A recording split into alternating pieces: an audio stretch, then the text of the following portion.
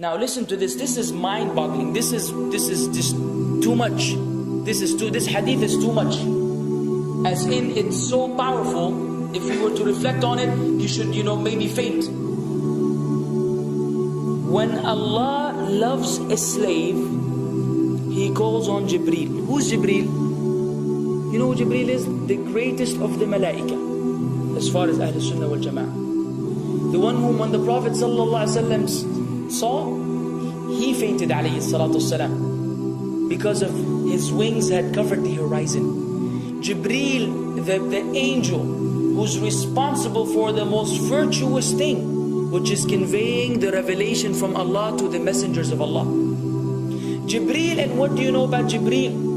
Allah said, whoever is adu, whoever is an enemy to Jibreel, then Allah is the enemy to the disbelievers. Allah defended Jibreel in the Quran. Jibreel, the one who took the Prophet ﷺ in Al-Isra al-Mi'raj, in the ascension to the heavens. Jibreel, the malak, which we don't know what to say about, because of his honor and his virtue in the sight of Allah. Allah will call on him to share with him the love which He has for you.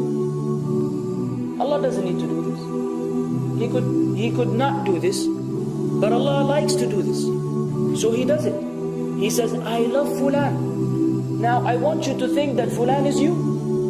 Whatever your name is, Ahmad, Mayroub, whatever your name is. Imagine Allah above the heavens, above the throne, in His greatness and His majesty, which is beyond our human comprehension, calls out to Jibreel to inform him that He loves you.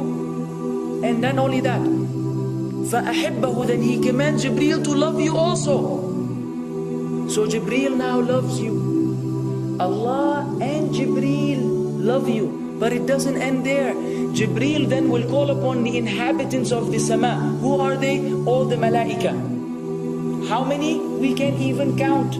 Trillions and trillions of malaika which Allah created beyond our, again, human comprehension. All of them are commanded simultaneously to love you. First Jibreel says, Allah loves Fulan, so now you have to love him. Then all of the angels in the heavens love you. Then Allah will place acceptance for you on earth. So people will love you. Not everyone. You may be saying, why do I have enemies? People who love the Sunnah will love you. The people who love Allah and His Messenger will love you. The people who are upon the correct aqidah and methodology will love you. Other people may hate you because of a problem in them, not because of a problem in you. Because you may say, well, this fasiq, this evil, disobedient person doesn't love me. Don't expect him to love you. He loves people like himself. Who will love you? Righteous people. Righteous people. They don't know why. They don't even know why. You've never even given them $1 or a rial or a pound. You've never done anything for them. Maybe you scream at them. Maybe you do other things. It's Allah. Why? Because Allah had loved you first, then Jibreel had loved you first, then the malaika loved you afterwards, then Allah put acceptance for you on earth, so people have no choice but to love you. We ask Allah to make us among them. Now what better than that? What else do you want? What else do you want? What?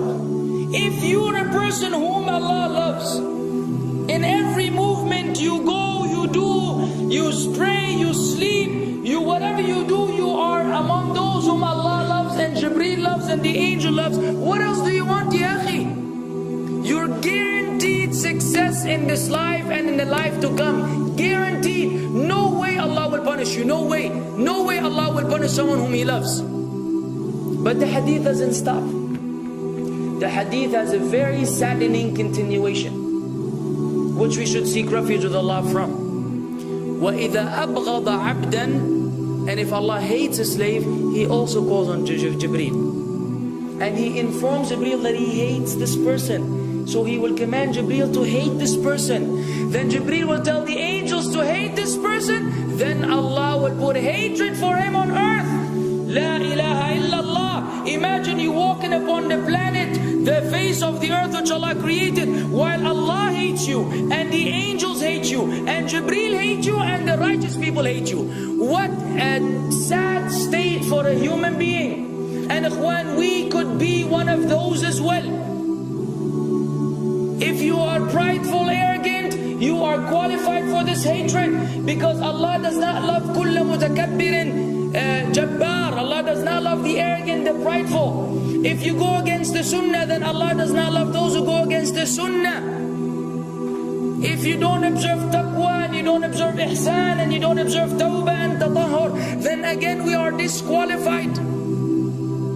If you, many things which we can mention, many things which will bring about Allah's hatred and deprive us of Allah's love. It's a very sensitive situation, meaning right now you have to be one of these two. Either Allah loves you or He doesn't. But there's always good news, even for those people whom we can be amongst. It's not too late because you're alive. It's not too late because it's Ramadan. It's not too late because you're breathing. Even if you led a life of someone who had attained Allah's hatred, if you were to return to Allah, then Allah will love you and be happier. He will be so happy with your tawbah than a man who lost his mount in the desert. Upon it was his food and his drink, and then he waited under a tree for death, and all of a sudden he opened his eyes and he sees his camel or his horse or whatever that was right in front of him, and he gets so happy. He said, Allahumma anta abdi wa ana rabbuka. Oh Allah, you are my slave and I am your Lord. Kufr. He said a statement of kufr, but the Prophet ﷺ said, أخطأ من شدة الفرح. He made a mistake because he's so happy. You know when you're so happy that you may say things against what you want to say?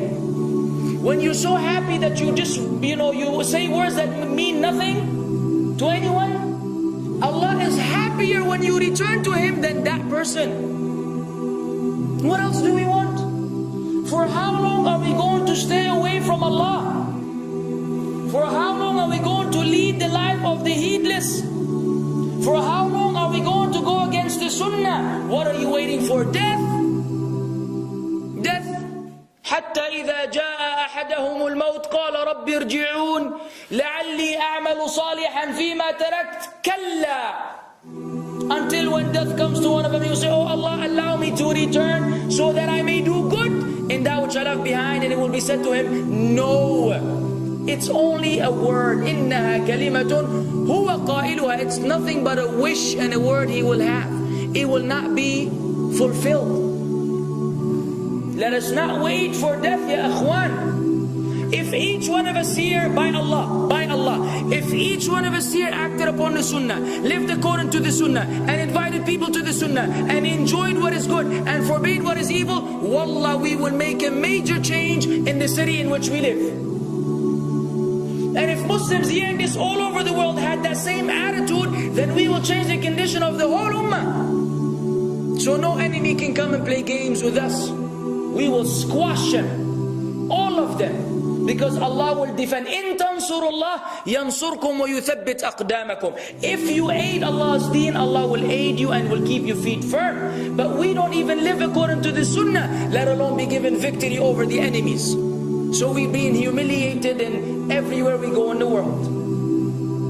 So let us make that change. Now that Ramadan is here, now that you've been given this sudden inclination towards good, if we don't succeed, if we don't take advantage of this month, wallahi, we are losers.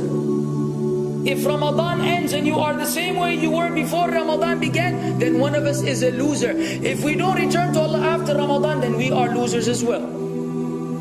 So tonight, bi'idhnillah, always on our mind, attaining Allah's love, acquiring Allah's love, fetching for the sunnah, and acting upon it whenever we're able to do so.